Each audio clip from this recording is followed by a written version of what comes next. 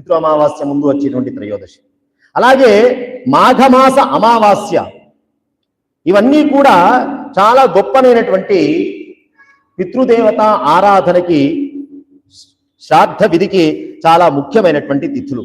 అలాగే శ్రాద్ధం కృతం తేన సమాసహస్రం రహస్యమేతత్ పితరో వదంతి.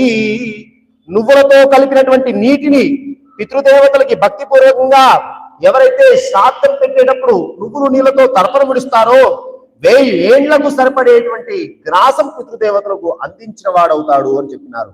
అందుకే అమావాస్య పితృదేవతలకి చాలా విశేషమైనటువంటి తిథి.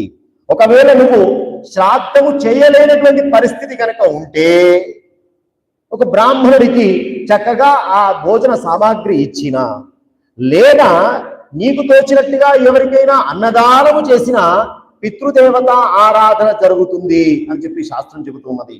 అందుకే మన సనాతన ధర్మ ప్రచార సమితి వారు చక్కనైనటువంటి ఒక యోజన చేసినారు.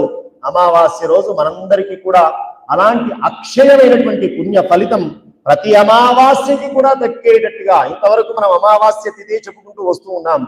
అలా ప్రతి అమావాస్య కూడా అన్నదానం వల్ల ఆయా వంశాల యొక్క పితృదేవతలు ఉద్ధరింపబడేటువంటి ఒక సౌభాగ్యం సులభంగా అందరికీ అందించాలనేటువంటి ప్రయత్నం జరుగుతూ ఉన్నది.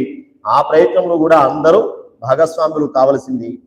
గంగాం శతద్రూం అథవా విపాశాం సరస్వతీ నైమిష గోమతీం వా తతో గవాత్యర్చనమాదరేణ కృత్వా పితృనా మహితాని హాంతి.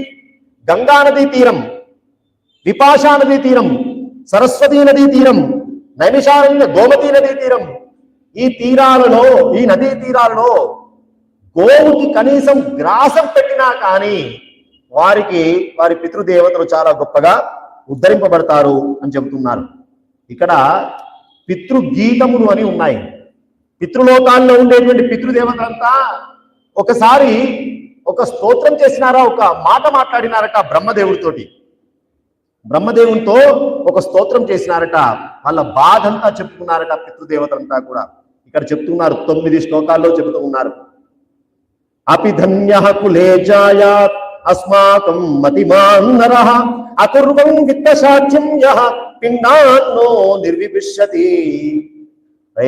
మనమంతా ఈ లోకానికి వచ్చి చేరినాం, పితృలోకం వచ్చి చేరినాం, ఉన్నదంతా వాళ్ళకి అప్పచెప్పి వచ్చినాం. మనం ఎందుకు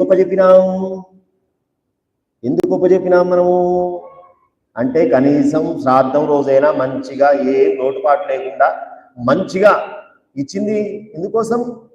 కనీసం ఆ శ్రాద్ధానికైనా ఇలాంటి